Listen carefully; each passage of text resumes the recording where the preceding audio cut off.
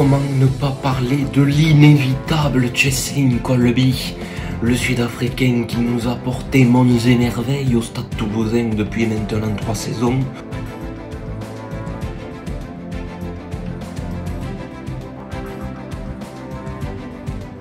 En effet, petite anecdote que je vais vous dire, c'est le cousin du champion du monde, du champion olympique, pardon, du 400 mètres, le Sud-Africain Wade van Niekerk, qui sont cousins, donc niveau vitesse, ça les aide.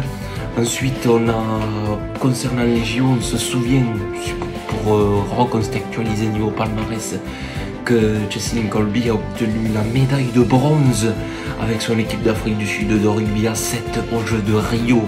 Et de là, il y a maintenant 2-3 saisons, il nous a rejoint place du Capitole à Toulouse pour faire monts et merveilles. Monts et merveilles, comme je le disais au sein de notre club, il est capable d'occuper plusieurs postes. On l'a vu notamment cette saison avec le poste de numéro 10 qu'il a su occuper au Racing.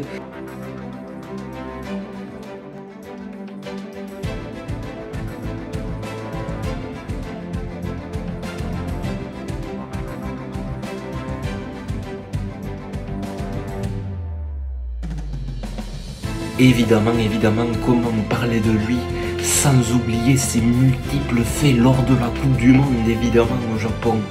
La saison dernière, la Coupe du Monde a été pour l'instant le sommet de sa carrière avec, on s'en souvient, un essai contre l'Italie et surtout, l'essai en finale contre l'Angleterre où il fait un cadrage débordement sur Owen Farrell.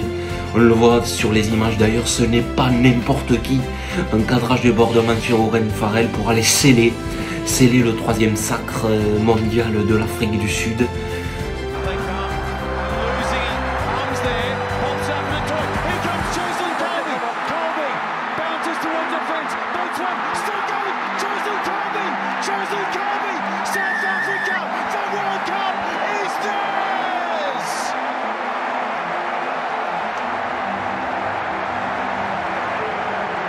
L'ont amené aujourd'hui à être le joueur le plus populaire au sein de notre club à Toulouse.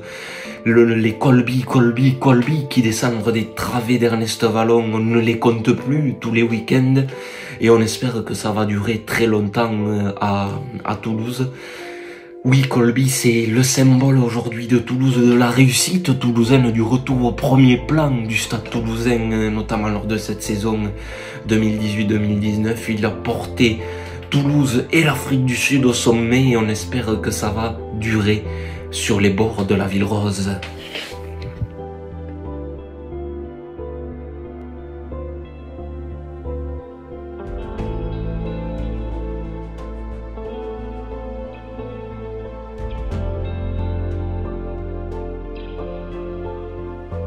On a vu ce petit phénomène arriver au Stade Toulousain et les folies dès le début. Il n'a pas mis beaucoup de temps à nous montrer ce qu'il était, ce qu'il allait nous procurer comme émotion, comme fou rire, comme voilà, c'est un joueur extraordinaire encore une fois. Sur la Coupe du Monde qu'il a fait en France avec l'Afrique du Sud, il était capable d'éliminer 3, 4, 5 adversaires le plus simpliste possible avec des appuis totalement extraordinaires. Mais tout le monde attendait, à chaque fois qu'il y avait un match du Stade Toulousain, que ce soit la Coupe du Monde, attendait une folie de Cheslin Kolbe.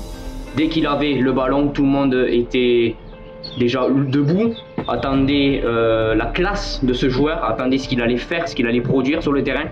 On se souvient de son match face à Pau, un essai de 80 mètres où il fait ça tout seul, il élimine 3 défenseurs. C'est lui qui fait tout, c'est lui qui démarre du camp du Stade Toulousain et c'est lui qui arrive avec ses 3 crochets à éliminer toute la défense de Pau. Ensuite il y avait le match de Clermont, emblématique, le match de Clermont qui reste dans les annales du top 14, le match où il y avait eu 91 points, 47 à 44. Ou encore une fois, même avec une glissade, il est capable de se relever, il est capable de juger la trajectoire où il va passer. Et en plus avec cette pointe de vitesse qu'il a, avec encore une fois avec ses appuis de feu, et de voir un joueur capable en si peu de temps de nous faire plaisir, de nous satisfaire, On s'est dit qu'il allait être indispensable à l'équipe, on savait qu'il allait être très très important pour le groupe, avec sa touche offensive, mais défensive, il ne faut pas encore juger que ça côté offensif. Niveau défensif, il s'écarte jamais. Et à chaque fois, nous supporters toulousains, quand il y avait un ballon qui arrive à Justin Kolbe, on attendait ça.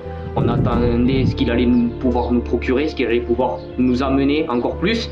Et quand il commençait à partir, quand il commençait avec ses chevauchés, avec ses appuis de feu, avec ses crochets monumentaux, on s'est dit que Chelsea était lancé dans son match, qu'il allait apporter énormément à l'équipe, que ce soit dans les petits matchs ou dans les gros matchs, surtout dans les gros matchs, comme je l'ai rappelé avec Clermont, comme je l'ai rappelé encore une fois, c'était contre le Saracens. Son match contre le Racing aussi, où il a été positionné à demi d'ouverture. Ce mec sait tout faire, il a marqué une pénalité de 48 mètres, il a marqué, il serait quand même capable de jouer talonneur. À un moment, c'était contre Pau aussi également, il avait joué, ou alors c'était Perpignan, où il avait joué numéro 8, troisième ligne centre. Il a cet instinct de rugbyman, il a cet instinct de gagner, d'être au-dessus, d'être un leader pour l'équipe.